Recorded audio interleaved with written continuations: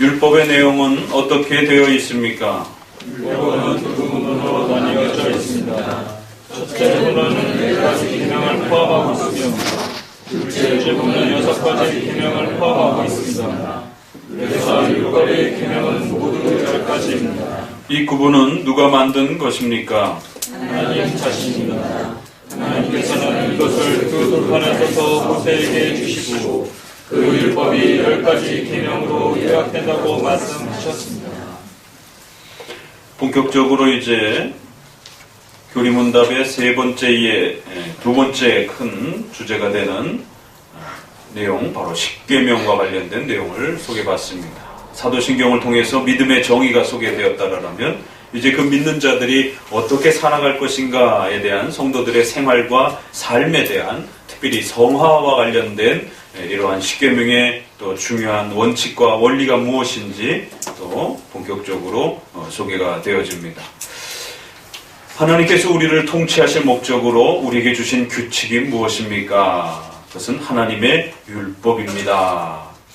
십계명이 바로 소개되기 전에 이 십계명은 율법의 형식을 가지고 있습니다. 구약의 율법의 형태로 이렇게 소개가 되었기 때문에 먼저 이 십계명에 기록된 그 형식인 율법의 문제를 먼저 간략하게, 율법이 무엇인가, 율법이 어떤 형태로 우리에게 주어졌는가를 소개합니다.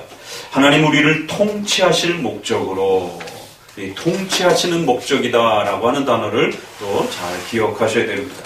하나님께서는 온 우주 만물을 창조하시고 또 그의 택하신 백성들을 구원하시고 또 그 백성들을 하나님의 자녀로 다스려 가시는 거룩한 그 구원과 창조의 계획을 가지고 계시는데, 실제적으로 그들의 생활과 삶을 다스리고 통치하는 그 중요한 목적을 가지고 계시는데, 그 통치의 실제적인 규칙은 과연 무엇인가? 하나님 과연 어떻게 인간을 다스리시는가? 신자들에게 있어서 가장 중요한 질문이기도 합니다. 불신자들에게 있어서는 하나님이 정말 존재하는가? 하나님을 어떻게 믿어야 되는가? 예수님을 어떻게 믿어야 되는가? 이 질문이 가장 큰 질문이라면, 신자들에게 있어서는 하나님께서 우리를 어떻게 다스려 가시는가? 바로 여기에서 수많은 교파가 나눠집니다. 그래서 특별히 오순절 교파처럼 신비주의적인 체험을 강조하는, 직통계시를 강조하면서 하나님의 음성을 귀로 들었다라고 하는, 환상으로 보았다라고 하는 이러한 신비 체험을 강조하는 사람들은 바로 성도들은 하나님의 뜻을, 하나님이 우리를 다스리시는 그 거룩한 하나님의 통치의 뜻을 직통계시와 환상과 체험을 통해서 찾아갈 수 있다라고 이렇게 주장하는 것입니다. 그러나 장로교에 있어서는 어거스틴과 종교개혁과 또 지난 500년 동안 장로교에 있어서는 그러한 신비적 체험으로 구약의 모세와 다윗에게 또 수많은 선지자들에게 직접 음성으로 말씀하시고 또 때로는 환상과 여러 꿈을 통해서 말씀하셨지만, 이제 요한 복음이나 또 히브리서라든가 여러 성경 말씀을 통해서 그러한 구약의 방식들은 예수님이 오심으로 중단되었다라고 말합니다. 과거의 것은 모형과 그림자의 방식으로서 그렇게 말씀하신 것이다. 이제 예수 그리스도를 통해서 말씀하시고 또 우리에게 기록으로 남겨주신 성경을 통하여 그 하나님의 뜻을 온전히 우리에게 드러내 주셨다라고 말합니다. 바로 그 하나님의 통치의 뜻과 규칙은 기록된 하나님의 말씀을 통해서 이제 우리에게 전달되어진다. 그리고 그 성경의 요약된 형태가 바로 율법의 형태를 취하고 있다라고 이렇게 말합니다. 오직 성경을 통해서, 오직 율법의 이러한 규칙들을 통해서 하나님이 우리를 어떻게 다스려 가시는지에 대한 중요한 규칙들을 우리에게 알려주신다라고 말합니다. 이 131문은 그런 면에서 신비주의와 온갖 체험주의와 이러한 오늘날 성경을 벗어나서 또 더 나아가서는 성경에 그런 환상과 체험이 있다라고 하면서 성경의 그 내용들을 문자 그대로 따라하려고 하는, 신구약의 이러한 통일성과 차이점을 헤아리지 못하고 예수님이 오신 다음과 예수님이 오시기 전에는 하나님의 이 통치의 방식이 분명히 달랐다는 사실을 명심하셔야 됩니다. 지금 우리가 그 누구도 짐승을 피 흘려서 짐승을 각을 떠가지고 그렇게 제사장에게 갖다 주면서 제사를 하지 않습니다. 성경에 분명히 있는데 왜 안 따라합니까? 오늘날도 구약적으로 예배를 드리려면 예루살렘까지 가서 짐승을 규칙에 맞춰서 그렇게 피를 흘려서 그렇게 제사를 드려야 되는 것입니다. 그러나 예수님이 오셨기 때문에 구약의 그러한 성전 예배가 중단된 것이, 그리고 구약의 수많은 하나님의 이스라엘 백성들을 다스렸던 통치의 그 방식들이 변경됐다라고 말합니다. 통치의 본질은 바뀌지 않았지만 통치하는 형식과 방식과 수단은 바뀌었다라고 말합니다. 그래서 요셉에게는 꿈으로 나타나시기도 하셨지만 오늘날 성도들에게는 절대로 꿈으로 나타나시는 것이 아닌 것이에요. 많은 성도들이 자신의 꿈을 꾸고 이 꿈이 아주 특별한 하나님의 성령의 어떤 인도하심의 어떤 뜻이 있지 않겠는가. 그래서 그걸 가지고 학교를 진학하기도 하고 회사를 취업하기도 하고 또 이사를 가기도 하고 여러 가지 자신의 선택의 중요한 기준으로 삼습니다. 세상 사람들도 그렇게 안 삽니다. 세상 사람들도 자기 실력을 따지고 자기 형편을 따지고 자기가 처해져 있는 위치와 자신의 신분과 또 자기가 가지고 있는 여러 가지 형편들을 골고루 살펴서 내가 이러한 회사에 취업을 할 것인가, 또 이러한 부동산을 매입할 것인지, 아니면 자칫 잘못했다간 손해를 날 것인지 여러 가지 숙고를 끝에 결정을 하는 것이지, 꿈에 어떤 부동산이 나타났다라고, 꿈에 무슨 S자가 나타났다라고 해서 실력도 없는데 서울대에다가 턱 이렇게 지원하는 것은 아닌 것입니다. 131문은 그런 면에서 하나님이 통치하실 목적으로 우리에게 주신 규칙이라는 이 단어에 아주 깊이 주의하셔야 됩니다. 하나님은 인간을 다스리시는 방식이 있다는 것이, 그 목적을 위해서 중요한 규칙을 마련했다라고 말합니다. 그것은 율법에 요약되어 있다라고 이렇게 말합니다. 우리가 통상 성경을 율법과 복음 이렇게 구별하기도 합니다. 구약과 신약 이렇게 표현하기도 합니다. 그러나 구약에도 율법이 있고 신약에도 율법이 있는 것이에요. 구약에도 복음이 있고 신약에도 복음이 있는 것이에요. 통상 구약을 율법이라고 생각하시고 신약을 복음이라 이렇게 생각하시는데 이것은 우리의 입장이 아닙니다. 이것은 대표적인 자유주의적인 입장, 또 신정통주의라고 하는 혼합주의적 입장임을 명심하셔야 됩니다.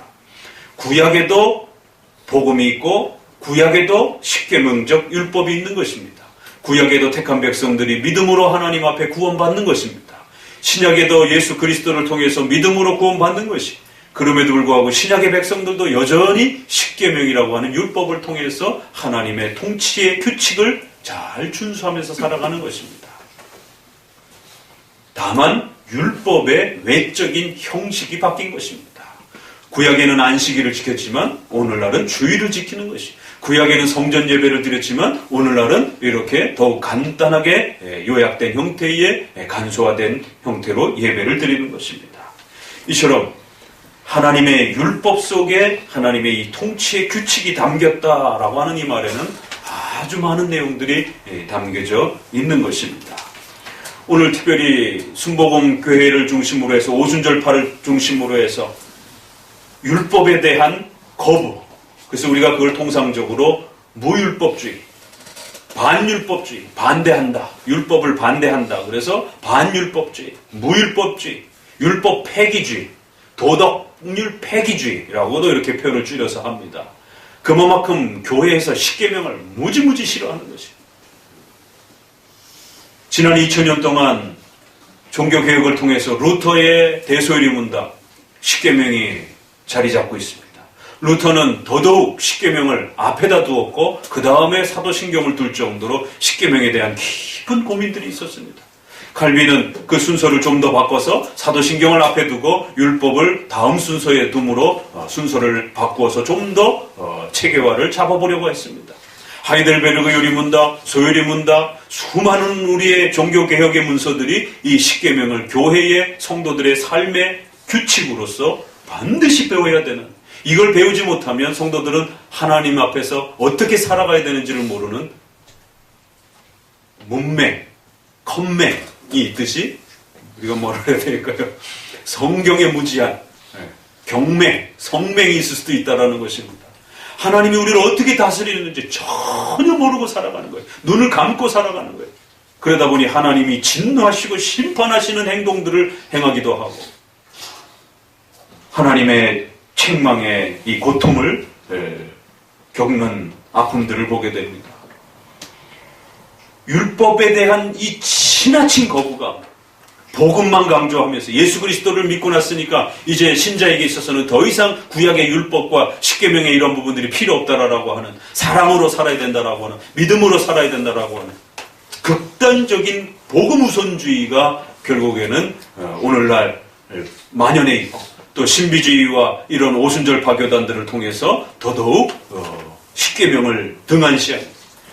저조차도 장로교회 모태신앙으로 컸지만 30이 다 돼가도록 십계명을 교회에서 단 한 번도 배워본 적이 없는, 신학교 들어가서 처음 이 십계명을, 그것도 장로교를 가르치는 교수님을 통해서 처음 만났습니다.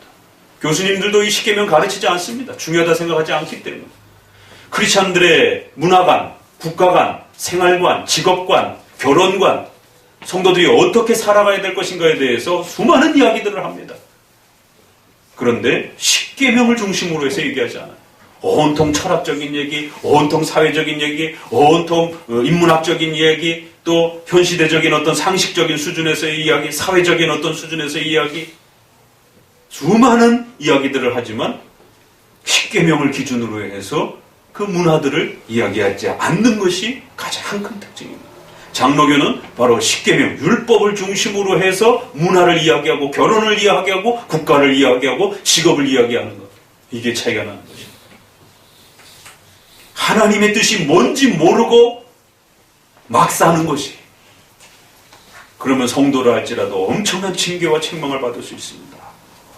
이처럼 율법이란 지난 2000년 동안 어거스틴 때도 교부시대의 문서들을 보아도 십계명을 교회의 규칙으로 삼고, 150년에서 200년쯤에 나왔다라고 하는 디다케라고 하는 이 소중한 문서 속에도 보면 십계명을 성경의 성도들의 중요한 삶의 규칙으로 교회에서 가르쳐내고 있던 것들을 보게 됩니다. 지난 2000년 동안 단 한 번도 포기된 적이 없었던 이 십계명의 이 중요한 이 규칙을 오늘날 한국교회가 잃어버린 것이에요. 잃어버린 보물이라고 할 수 있습니다. 그래서 오늘날 교회를 십계명을 가르치는 교회와 십계명을 가르치지 않는 교회로 우리가 구별하기도 합니다. 건전한 교회는 십계명을 가르치는 교회요, 건전하지 않는 교회들은 십계명을 가르치지 않는 교회라고도 이렇게 구별하기도 합니다. 종교개혁의 가장 대표적인 루터와 칼빈을 통해서 우리가 다시 읽는 것이, 십계명은 성도들을 다스리는, 통치하는 규칙이다. 규준, 기준, 표준. 이거 모르면 하나님이 우리를 어떻게 다스리시는지, 하나님이 성도들을 어떻게 복내리시는지 아무것도 모르는 거지. 교통법규와 차운전을 어떻게 하는지 아무것도 모르고 차 운전대를 잡고 도로로 나가는 순간 죽음에 직면하는 겁니다. 성도들이 어떻게 살아야 될지 아무것도 모르는 상태에서 교회 생활을 시작하게 되면 신자나 불신자나 동일하게 하나님의 징계와 책망을 받는 이러한 또 참혹한 하나님의 책망들을 또 경험할 수도 있는 것입니다. 믿는 자라고 해서 하나님의 징계와 책망을 안 받는 건 아닙니다. 지옥의 심판을 안 받는 것뿐이지, 이 땅에 살아가는 동안 하나님의 통치의 뜻을 모르게 되면 삶의 고통, 재정적 고통, 질병의 고통, 가족 간의 불화의 고통, 또 경제적 고통, 직업 간의 고통, 국가의 위기, 수많은 고통과 징계들을 받을 수 있는 것입니다. 이 한 문장이 왜 그토록 무게감이 있는 것인지, 하나님의 율법입니다. 그렇다고 우리 장로교는 율법주의자들은 아닙니다. 구약의 성전을 그대로 지키는 율법주의가 아닙니다. 구약의 예배의식을 오늘날 그대로 따라하려고 하는 지나친 율법주의가 아니에요. 오늘 다시 예루살렘으로 들어가서 예루살렘 땅을 회복해야 된다라고 하는, 가나안 전쟁을 치러야 된다라고 하는 그러한 구약의 의식들을 그대로 따라하는 율법주의는 또 아닌 것이, 예수님이 오셔서 그 모든 구약의 의식들이 중단되었기 때문입니다. 그래서 비록 의식적 그런 율법주의는 아니라 할지라도 그렇다고 해서 구약의 중요한 규칙인 십계명과 율법을 버리는 율법 폐기주의도 아니라는 것이. 기독교는 이 십계명에 대한 아주 독특한 신앙관을 가지고 있다는 사실을 명심하셔야 됩니다. 일부분의 의식법들은 중단되었지만 십계명의 본질, 율법의 본질은 여전히 통치의 규칙으로 그렇게 지키고 살아가는 것이. 그래서 율법의 내용은 어떻게 구성되어 있습니까? 크게 둘로 구성되어 있습니다. 첫 부분에는 4가지, 뒷부분에는 6가지 정도가 있습니다. 이 구분은 누가 만든 겁니까? 하나님 자신이 만든 것입니다. 로마 가톨릭의 십계명은 우리랑 좀 다릅니다. 거기에는 1계명과 2계명을 합쳐서 1계명으로 취급합니다. 왜냐하면 온갖 조각상과 그림과 온갖 형상을 만드는 것을 정당화하기 위해서 하나님을 섬겨라라고 하는 1계명의 그냥 부수적인 보조적인 그러한 규칙으로서 2계명을 1계명에다가 섞어버렸습니다.